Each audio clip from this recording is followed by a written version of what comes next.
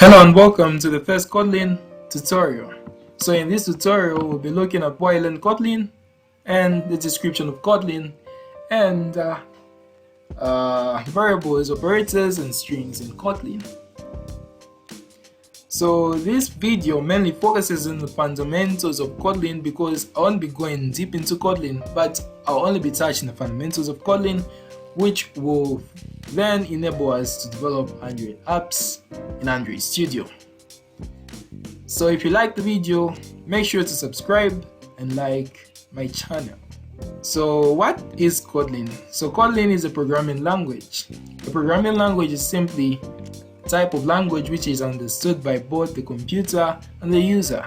So the user inputs that language into the computer in the correct way, then a program called an IDE then compiles that text into readable format for the computer, which is bytes, zeros and ones. So why learn Kotlin in 2021 or 2022? So Kotlin is now very popular for Android development. It is seemingly replacing Java for everything that we thought was meant for Android development. And the special thing about Kotlin is that it runs almost everywhere. So it uses the same technique as Java, whereas Java uses the Java virtual machine. There is also a virtual machine for Kotlin, which is a KVM, Kotlin virtual machine. So when you look at the syntax of Kotlin, it's not that different from the syntax of Java. So if you already know Java, it won't be that hard for you to understand Kotlin. So without wasting time, let's look into strings. So in Kotlin, if you want to print something, you just need to declare the print function, then display a message in between the double quotes and brackets. So we're going to say hello world. That's the first thing every programmer prints, obviously. Then we print that out, hello world. Then what we need to look at is the other function, which is println. So println specifies that this line should be a new line. So this text we input here should be a new line. So I'm going to say display it in new line, like that. Then when we run this, it should print two separate lines. Oh, I forgot to put the print line over there. So you should say, yeah, hello world, displayed in a new line. That's the other line. So that's how you print something in Kotlin. Then let's look at variables and declaring variables in Kotlin. So you can declare variables in two ways in Kotlin. So you can declare using the val function or the var function. So val function is simply a short form of value, then var is simply the short form of variable. So value, which is val, is used to declare variables which are constant, they do not change, like your name per se. So your name doesn't change, so you can use value to declare the variable first name. So you can say variable first name like that. Then we're going to say string equal to Mapalo. So that's my first name. Then we can use var to declare variables which vary. So we can say var weight, because my weight changes every time I hit. Then we want this to be, we just give it a straight value. That's a 55. Then we want to print these two out. We're going to say print, then name, okay, name is, then plus the first name.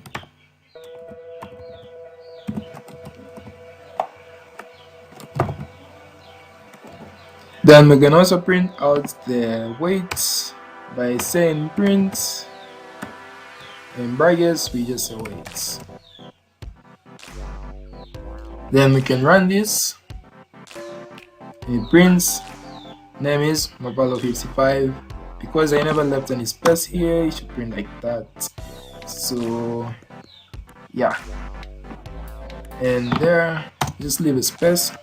So I leave spaces like Mapalo is name is Mapalo55. So that's how you use value and var in declaring variables. Let's then look at other variable types. So we have boolean, which is a variable for true or false. Then also have floats for numbers with decimal places. Then we have double, also for numbers with decimal places. Then int, just integers in short form. Then from here we can then look at strings. Strings as in use strings and operators. So the operators I'm talking about are simply these math symbols. So strings, we can add two strings together. Let's say first name bar first name, then we just give that a straight value of Mapalo. Then we also print, then we also have a value for last name. Also give that a straight value of my last name. Then from there also have, we need two integers, so var, because integers change. I'm going to be using integers and not any double or float numbers, so I'm just going to declare int is equal to, so we need to declare int and give it a name. So let's await.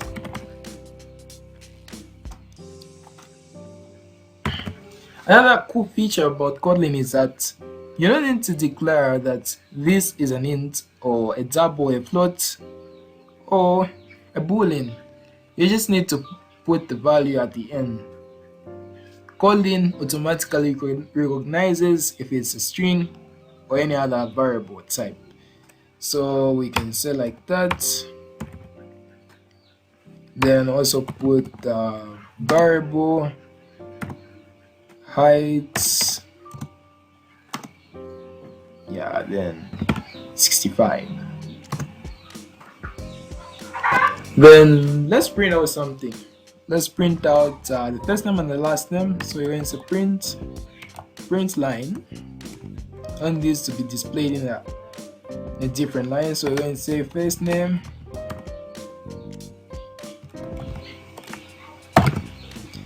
then plus last name.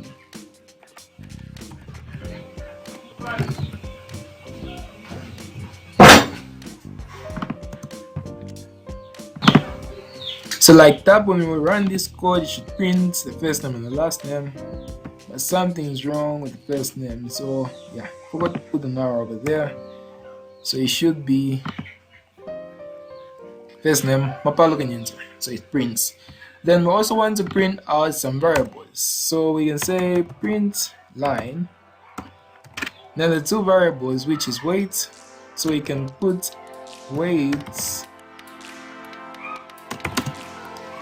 equals, then we add plus, then we put the weight. So since the weight changes, we can come here every time the weight changes, it just change over there, and automatically in the print function it also changes. Then we also want to print something. Let's say we want to print the addition of the two integers that we have. That's 57 and 65. How can we add those? So you just say print, then we'll want this in a separate line. So we're going to say weight plus height. Hope I spelled those correctly. Then if we run this, it should print that. Yeah, exactly.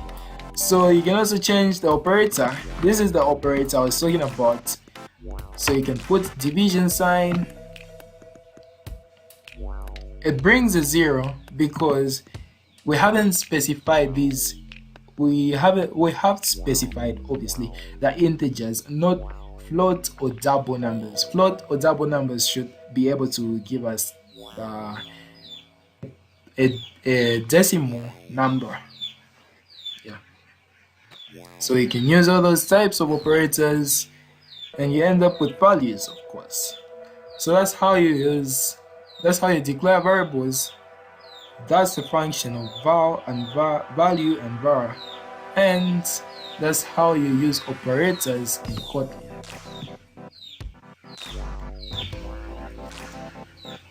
So now let's look at strings, as in getting the length of the string, getting the substring, and checking if the string is empty or not. So let's say we have a string. So we're going to say val first name. Of course, I'm using my first name for everything. Then I'll say value. Then let's say we want to get the length of the string. So we're going to say print, then first name dot length. Length isn't spelled correctly, so first name dot length.